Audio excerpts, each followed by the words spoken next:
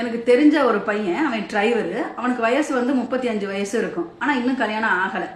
2 நாளைக்கு முன்னாடி அவனை வந்து ரோட்டில் மீட் பண்ணும்போது அவன்கிட்ட கேட்டேன், ஏன்னாப்பா இன்னும் கல்யாணம் பண்ணாமல் இருக்க அப்படின்னு கேட்டதுக்கு அவன் வந்து, யாருக்கா இப்போ டிரைவருக்கெல்லாம் பொண்ணு கொடுக்குறா, நாங்களும் எத்தனையோ பொண்ணை பார்த்துட்டோம், எல்லாருமே வந்து டிரைவர்னால பொண்ணு கட்ட முடியாதுன்னு சொல்லிட்டு இருக்கிறாங்க, என்ன பண்ணுறது அப்படின்னு அவன் வந்து ரொம்ப சொல்லி வருத்தப்பட்டான். அதாவது உங்கள்கிட்ட ஒன்று கேட்குறேன், ஏன் டிரைவருக்கு நீங்கள் யாரும் பொண்ணு கொடுக்க மறுக்கிறீங்க? ஏன் டிரைவர்லாம் ஆம்பளை கிடையாதா? ஏன் அவங்களுக்கு வந்து பொண்டாட்டி பிள்ளைய வச்சு சோறு போடுறதுக்கு வந்து தகுதி இல்லையா என்ன? அது உங்க மனசுக்குள்ள வந்து டிரைவர் அப்படின்னாவே வந்து அவன் குடிப்பான், புறம்போக்கு, பொம்பளை பொறுக்கி, கஞ்சா அடிக்கிறவன் அப்படின்னு நீங்களாவே வந்து ஒரு கற்பனையை பண்ணிக்கிறீங்க. அது எவனோ ஒரு டிரைவர் வந்து செய்யற தப்பு, அதுக்கு வந்து ஒட்டுமொத்த டிரைவரையுமே நீங்க வந்து குத்தம் சொல்றீங்க. அதனால யாருக்கும் பொண்ணு கொடுக்கறத, டிரைவர்னா அவன் மோசமானவன் அப்படின்னு சொல்லிட்டு பொண்ணு கொடுக்க மறுக்கிறீங்க. இப்போ வந்து டீச்சர்களுக்கு ஃபோன் கட்டுறீங்க, அது வாத்தியார்களுக்கு பொண்ணு கொடுக்குறீங்க. இப்போ வாத்தியார்களில் வந்து எவன் தப்பு பண்ணாமல் இருக்கிறான் சொல்லுங்க? நிறைய வாத்தியார் இப்போ வந்து ஸ்கூலுக்கு போகிற குழந்தைங்களே ரேப் பண்ணிக்கிட்டு இருக்கிறான்.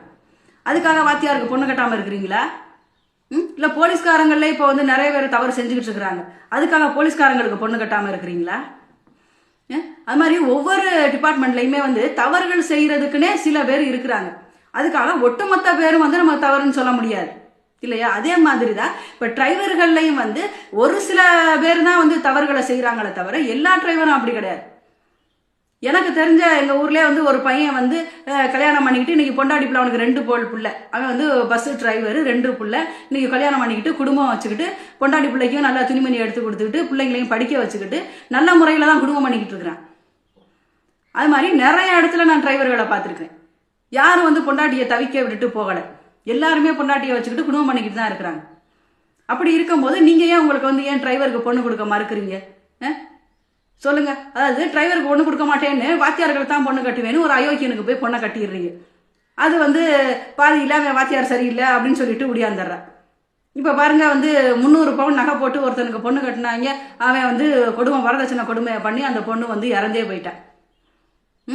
அது மாதிரி உருப்படாதவனுக்கெல்லாம் கொண்டுட்டு போய் இந்த பொண்ணை கட்டுறீங்க, நல்லா உள்ளவங்களுக்கு பொண்ணு கட்ட மறுக்கிறீங்க.